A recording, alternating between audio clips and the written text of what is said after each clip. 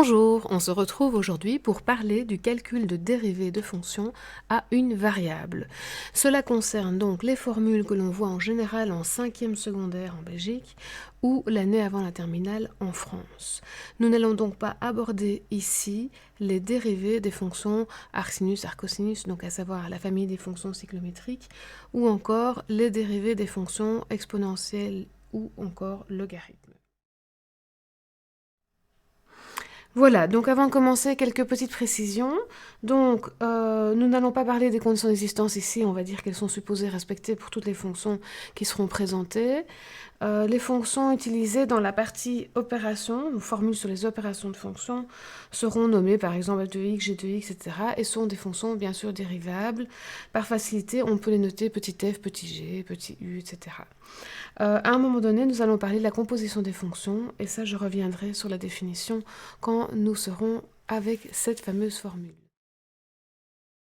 Alors, j'ai remis déjà pour commencer, dans la partie formule de base, les choses que vous connaissez, qui sont le début des dérivées, à savoir que la dérivée d'une fonction constante, que j'ai symbolisée par la lettre C, c'est-à-dire que C est un réel fixé, qui ne varie pas, contrairement à x, qui est un réel inconnu et qui varie, c'est la variable. Donc, je reprends, la fonction constante a comme dérivée 0. La fonction identité, donc y égale x, a comme dérivée 1. Et ensuite, la fonction puissance de x, donc x exposant n, avec n qui appartient à l'ensemble des rationnels, en tout cas c'est ce que j'ai noté ici. Ça signifie qu'il peut être à la fois entier, entier-positif, entier-négatif. Ça c'est l'ensemble des entiers qu'on symbolise avec la lettre z. Peut-être vous êtes-vous arrêté là. Et moi, je rajoute ici les exposants fractionnaires, donc par exemple un demi, un tiers, etc., qui sont des exposants qu'on découvre dans les situations des radicaux. Voilà, si vous ne les avez pas vus, ben, ce n'est pas grave, vous travaillez avec l'ensemble des entiers. Bref, qu'est-ce qu'on fait pour dériver cette fonction? On indique l'exposant devant et on multiplie par x affecté d'un nouvel exposant qui est l'ancien moins 1. Voilà, alors nous avons deux cas particuliers que je veux présenter de cette formule. Nous avons 1 sur x, qui correspond à x exposant moins 1. Et donc si j'applique la formule, je vais avoir moins 1 fois x exposant moins 1 moins 1, ce qui s'écrit moins 1 fois x exposant moins 2, ou encore moins 1 sur x carré. Et vos enseignants vont vous demander de retenir ceci. Et il y a encore la fonction racine de x, qu'on peut aussi écrire x exposant à demi. Donc ça, à voir si vous l'avez étudié ou pas. Dans toute façon, cette fonction fonctionne aussi avec cette formule. Et donc, j'écris 1 demi fois x exposant 1 demi moins 1, c'est-à-dire 1 demi fois x exposant moins 1 demi, ou encore 1 sur 2 racine de x. Et vos enseignants vont vous demander de retenir directement cette formule. Alors, on a aussi la famille des fonctions trigonométriques, à savoir sinus de x, cosinus de x, tangente de x qu'on peut écrire comme ceci ou comme ceci, cotangente de x, qui n'est plus très souvent vue, mais voilà, je la mets quand même, cotangente de x. Alors, qu'est-ce qu'on a au niveau des dérivés? Eh bien, sinus x va donner cosinus de x. Cosinus de x va donner moins sinus de x. Tangente de x va donner 1 sur cosinus carré de x. Ou encore, si vous connaissez vos formules de trigonométrie, 1 plus tangente carré de x. Et cotangente va donner moins 1 sur sinus carré de x. Ou encore, si vous connaissez les formules de trigonométrie, moins 1 moins cotangente carré de x. Voilà, on va dire pour les fonctions de base, donc les formules concernant les dérivées des fonctions de base à connaître. Alors, continuons maintenant avec les opérations sur les fonctions dérivables. Imaginons qu'on me donne deux fonctions f et g qui sont dérivables et que je les additionne. Je construis ainsi une nouvelle fonction qui est la somme de ces deux fonctions. Que se passe-t-il si je veux la dériver?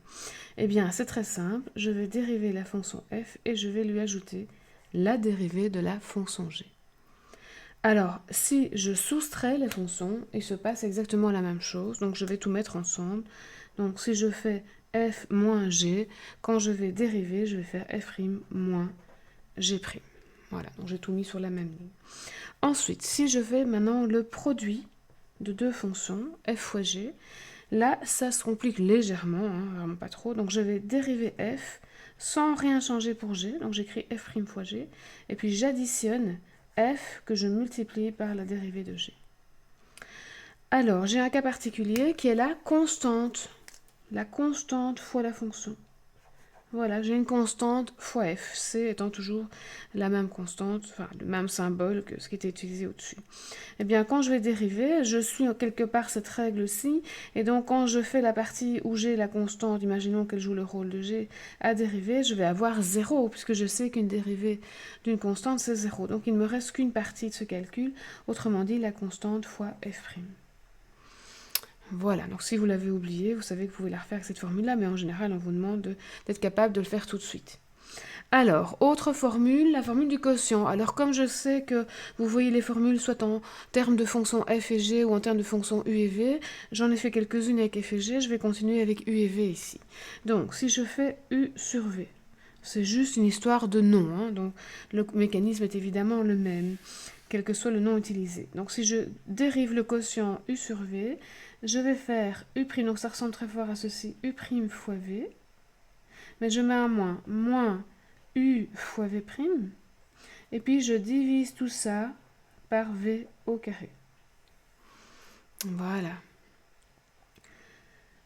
Ensuite, on continue avec la dernière formule, qui est la formule de la composition, c'est-à-dire quand je fais une fonction appliquée sur une autre fonction.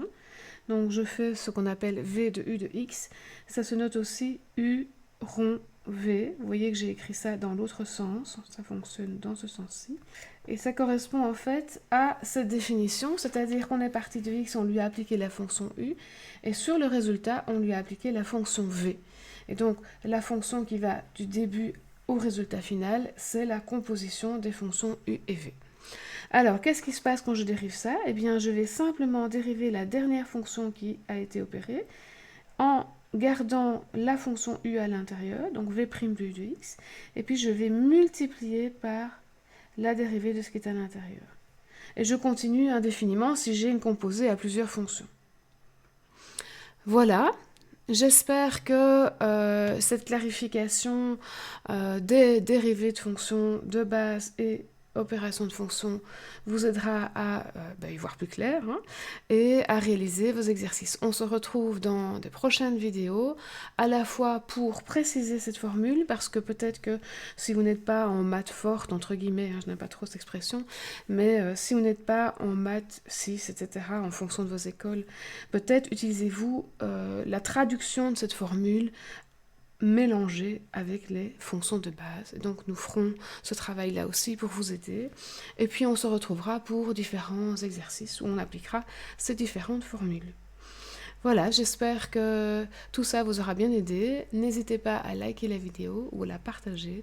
On se retrouve pour une prochaine vidéo.